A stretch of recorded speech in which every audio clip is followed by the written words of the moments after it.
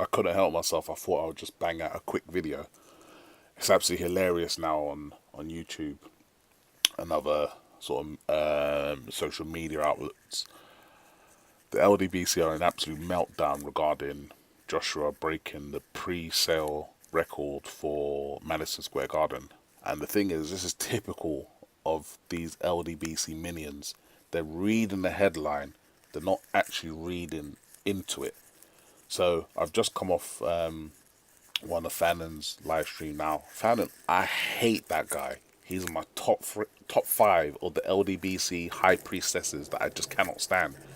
For him, it's quite unique as to why I dislike him, because out of all of the LDBC high priestesses, he's probably the one that actually speaks well. He he can actually articulate quite well. He seems quite educated.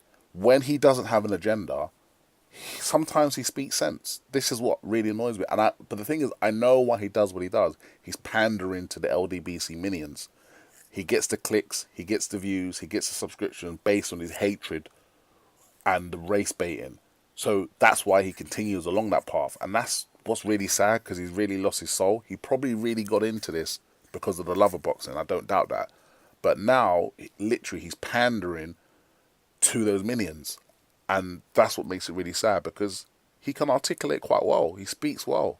He isn't effing and blinding throughout the whole video more time. Obviously, there's times where he is, but for the most part, he isn't.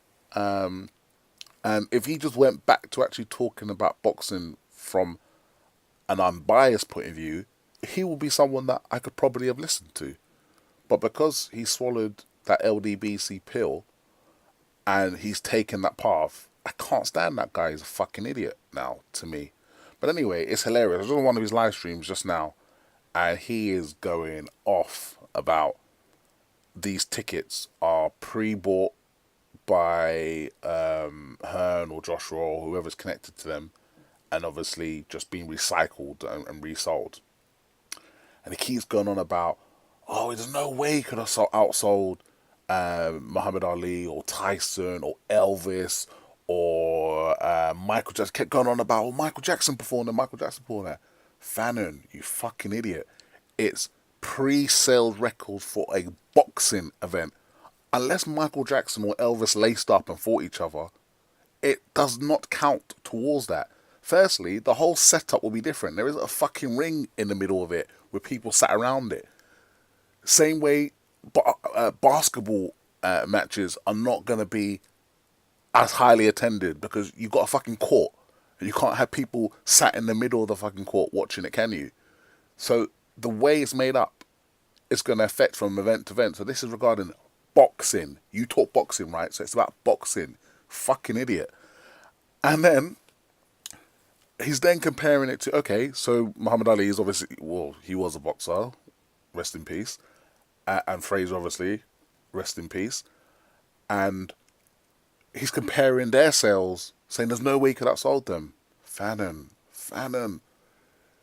There's this thing, I don't know if I should talk about it, but it's called the fucking internet. Internet. High-speed internet. We've got fucking fiber optic broadband now. You don't need to go to Madison Square Garden and queue outside for hours to buy a ticket for a fight. You can log on. You can click on whoever the fucking retailer is. You can then scroll down. You can go to Joshua Miller and then click buy. Bought. Done. It doesn't take... you don't have to fill up the car. You don't have to pack an overnight bag. You don't have to queue out in the fucking elements. You can just go online and buy a ticket. You cannot compare the speed of how tickets are bought in the 70s, 80s, or even parts of the 90s. The demographic is totally different now. No, who the fuck is going out? Who the fuck is going to Madison Square Garden, walking in, knocking on the door and saying, excuse me, I'd like to buy X amount of tickets for this Joshua fight? Nobody's fucking doing that. For someone who lives and makes a living off the internet, I would have thought that'd be something that him and his fucking minions will understand. I mean, that just tells me just how stupid these guys are. They're so filled with hatred and jealousy that They can't even formulate and think properly.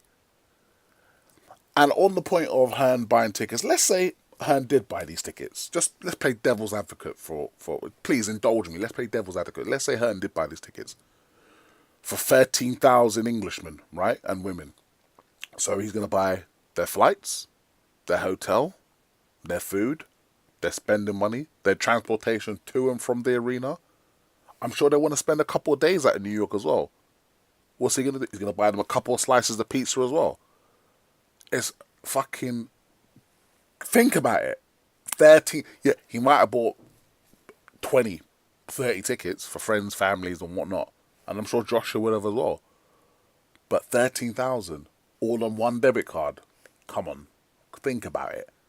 And then you're talking about, oh, well, you know, they're buying them and they're reselling them on StubHub. Firstly, StubHub were also the official retailers for the Wilder and Fury fight. So you didn't have a problem with them then.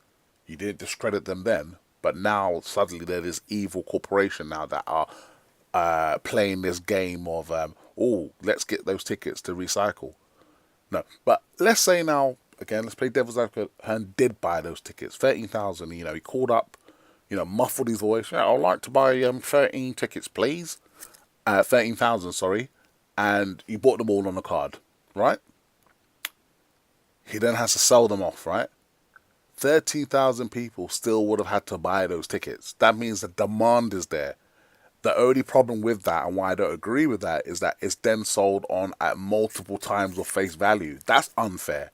If the tickets are worth face value $100, and then someone's buying them and selling them because they are hot property for $500, $1,000, $2,000, that is not fair to the average man or woman on the working man on the street, because they're buying it at inflated prices. That's not right.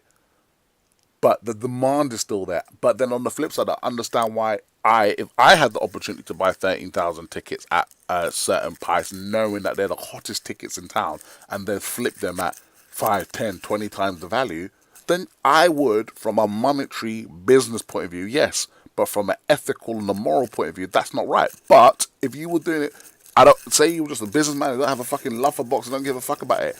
But you can buy this product and sell it for 20 times its worth, and at relative ease, why the fuck wouldn't you do it? It's unethical. That's the only problem with it.